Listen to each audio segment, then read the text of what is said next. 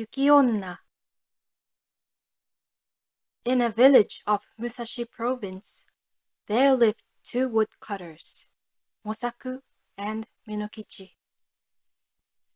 At the time of which I am speaking, Mosaku was an old man, and Minokichi, his apprentice, was a lad of 18 years.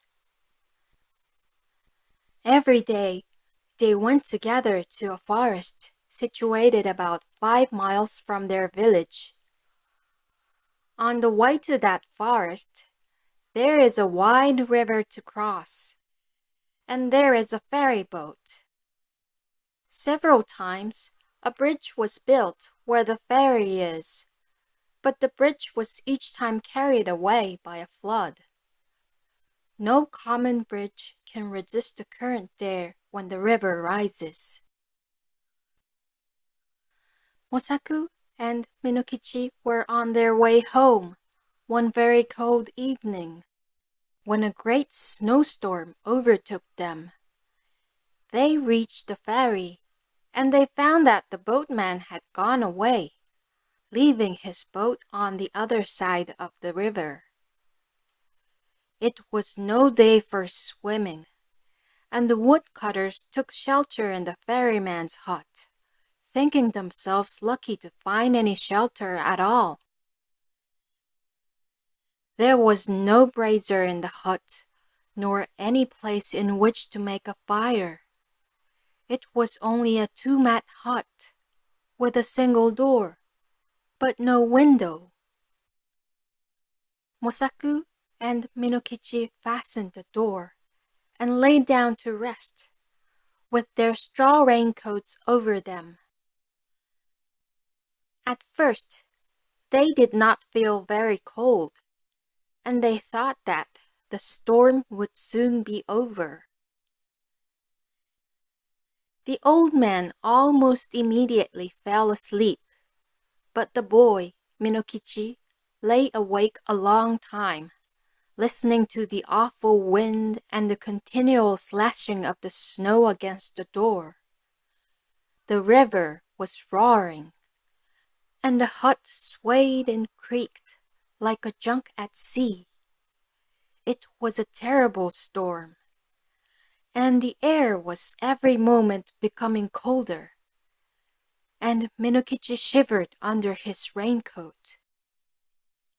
But at last, in spite of the cold, he too fell asleep.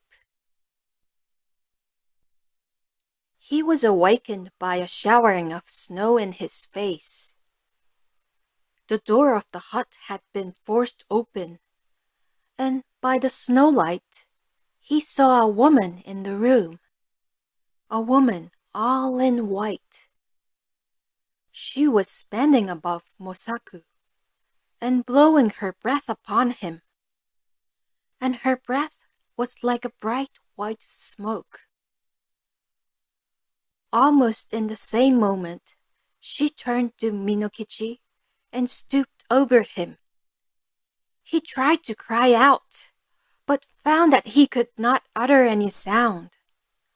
The white woman bent down over him, lower and lower, until her face almost touched him. And he saw that she was very beautiful, though her eyes made him afraid. For a little time, she continued to look at him. Then she smiled, and she whispered,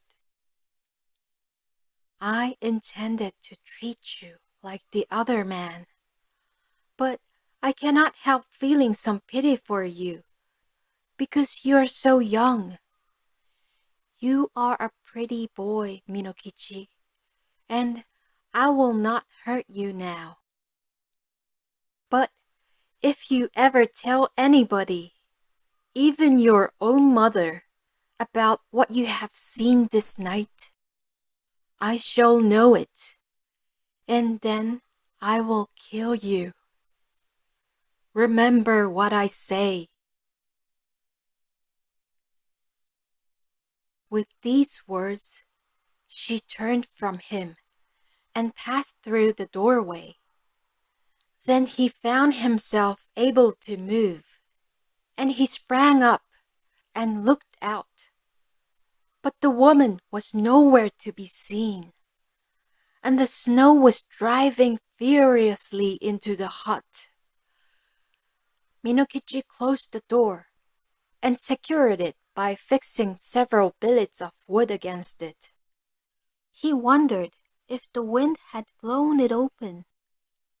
He thought that he might have been only dreaming, and might have mistaken the gleam of the snowlight in the doorway for the figure of a white woman.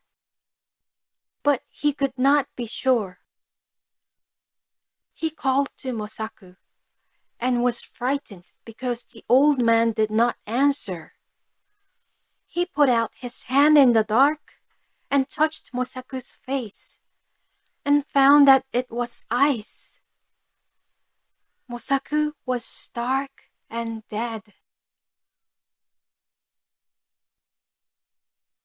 By dawn, the storm was over, and when the ferryman returned to his station, a little after sunrise, he found Minokichi lying senseless beside the frozen body of Mosaku. Minokichi was promptly cared for, and soon came to himself.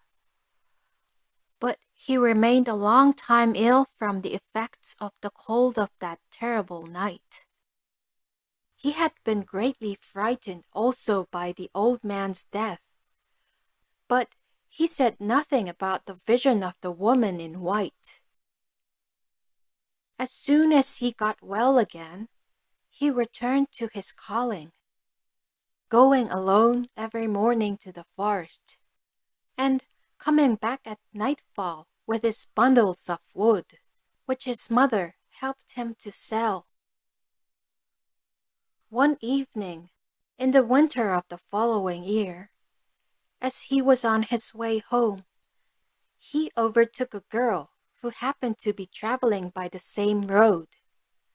She was a tall, slim girl, very good-looking, and she answered Minokichi's greeting in a voice as pleasant to the ear as the voice of a songbird. Then he walked beside her, and they began to talk. The girl said that her name was Oyuki, that she had lately lost both of her parents, and that she was going to Yedo, where she happened to have some poor relations, who might help her to find a situation as a servant. Minokichi soon felt charmed by this strange girl, and the more that he looked at her, the handsomer she appeared to be. He asked her whether she was yet betrothed, and she answered laughingly that she was free. Then, in her turn, she asked Minokichi whether he was married, or pledged to marry. And he told her that, although he had only a widowed mother to support, the question of an honorable daughter-in-law had not yet been considered, as he was very young. After these confidences, they walked on for a long while without speaking. But as the proverb declares, 気があれば目も口ほどに物を言う. When the wish is there, the eyes can say as much as the mouth. By the time they reached the village, they had become very much pleased with each other, and then Minokichi asked Oyuki to rest a while at his house. After some shy hesitation, she went there with him, and his mother made her welcome, and prepared a warm meal for her. Oyuki behaved so nicely that Minokichi's mother took a sudden fancy to her, and persuaded her to delay her journey to Yedo. And the natural end of the matter was that Yuki never went to Yedo at all. She remained in the house as an honorable daughter-in-law. Oyuki proved a very good daughter-in-law. When Minokichi's mother came to die some 5 years later, her last words were words of affection and praise for the wife of her son. And Oyuki bore Minokichi 10 children, boys and girls, handsome children, all of them, and very fair of skin. The country folk thought Oyuki a wonderful person, by nature different from themselves.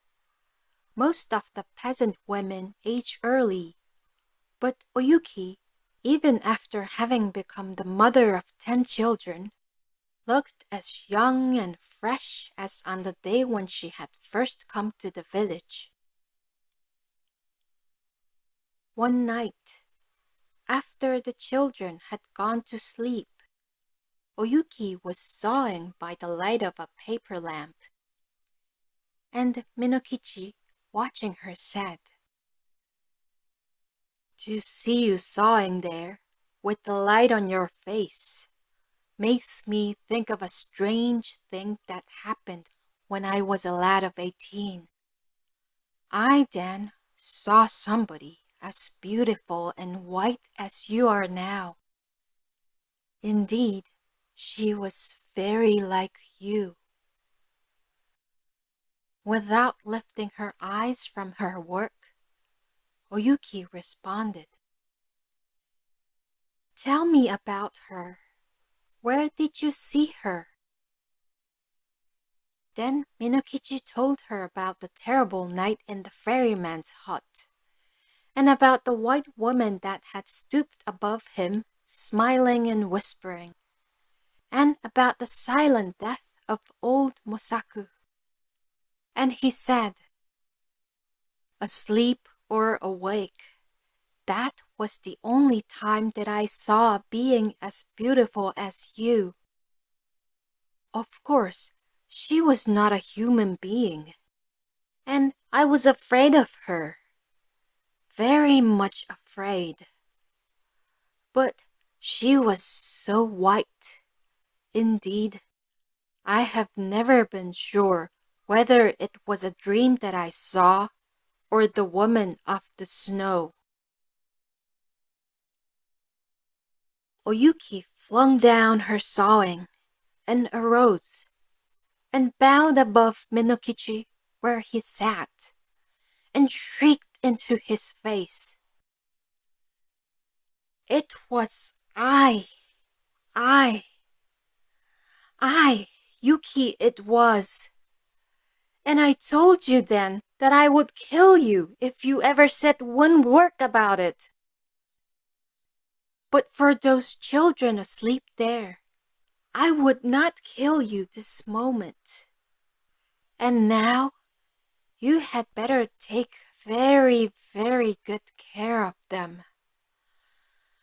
For if ever they have reason to complain of you, I will treat you as you deserve." Even as she screamed, her voice became thin, like a crying of wind. Then she melted into a bright white mist that spired to the roof beams and shuddered away through the smoke hole. Never again was she seen.